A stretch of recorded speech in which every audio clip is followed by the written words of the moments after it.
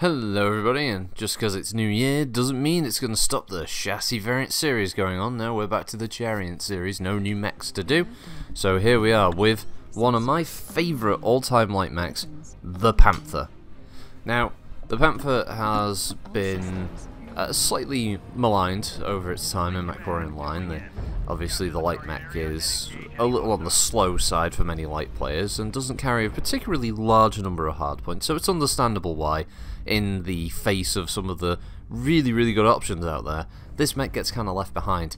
And the Panther has never been, even in the background of Battletech, one that has been used as a sort of fast assault light. It's mostly been used in urban combat settings. It uses its jump jets to get on top of a building. It'll use its PPC and SRM4 to dump a lot of energy and missile fire into a target, and then it'll use its jump jets to quickly escape return fire, and it'll usually work that way. It's an urban harasser mech, which is why it doesn't need to be particularly fast, the same as the urban mech, for instance. In fact, the two pair quite well. In MechWarrior Online, this is a mech that works well in the support role. It's a light that can sit comfortably with heavier battle mechs, since it can run at relatively similar speeds without the use of, if you're not using an XL engine or a light fusion engine, for instance. So with standard engines, it's not the fastest, as I said, but it has pretty decent armor. You can up armor this thing and make it quite tanky, actually, and it makes the Panther a fun mech to run in the support role. I doubt it's going to be netting you a lot of kills outside of you know, lucky shots or finding enemies that are heavily damaged, but when it's working in tandem with a good heavy mech like a Cataphract or something that's got a lot of ballistic fire and you can dump shots into the same target, yeah, the damage starts to mount up. It's also a mech that keeps heat under control relatively well, and it's a fun design overall. Its hitboxes are quite generous, I'd say, and it spreads well. The version we're looking at today is the 10K2. Now, a lot of these variants sort of come about in the late era of the Civil War, the 3070s, so sort of post Fedcom Civil War, sorry, and looking at using bits and pieces of different technology. The 10K2 is a modification of the 10K that's already in the game. This one simply keeps the ERPPC but adds an extra SRM4 to the CT. Doesn't seem like that much of a change, but with enough tweaking like I did, you can get a decent amount of speed combined with enough ammunition to feed both launchers, and you can start to overheat with continuous fire, but you're not actually at a risk of overheating instantly. You can keep up a lot of that harassment fire, and you can wear down targets quite quickly.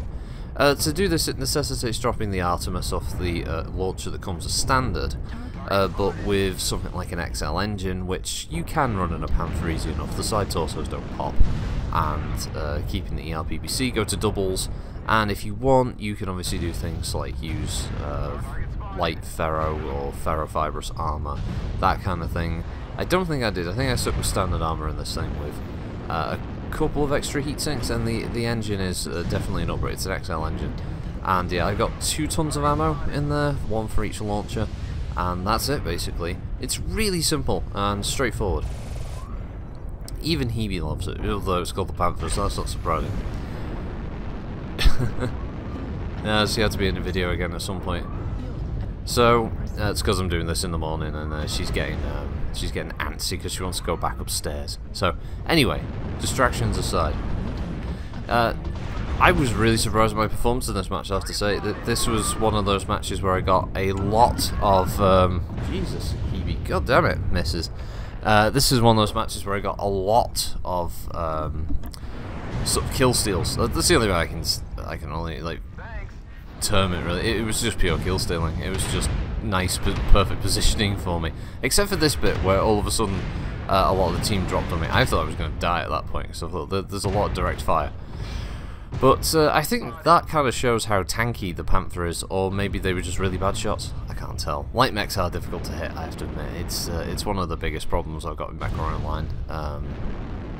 When it gets to a brawl, if you've got a good light pilots, I'm not saying I'm a godlike pilot, but I'm saying when you come up against godlike pilots, they're really hard to hit, and it suddenly brings into perspective the stark contrast of how mediums, heavies, and assaults play compared to just some light mechs that are really, really difficult to hit and can pack a lot of firepower for their size. Looking at things like the Flea and the Locust, for instance, they can just...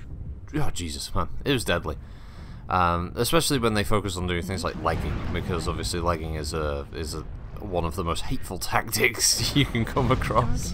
Luckily, this isn't really a mech that can do that kind of thing. As I said, it's probably why the Panther doesn't get used anywhere near as often as things these days like piranhas and locusts, fleas, you know, anything small and fast. It's those kind of mechs that obviously can mount a lot of smaller weaponry but do a lot of damage quickly. And this thing is more about, I'd say, is more about dumping heavier firepower. Oh, here's a random bit. I'm pretty sure that the friendly Marauder and Dragon start shooting each other, because I think they get confused and they forget that the Kodiak here is still alive. So there's this...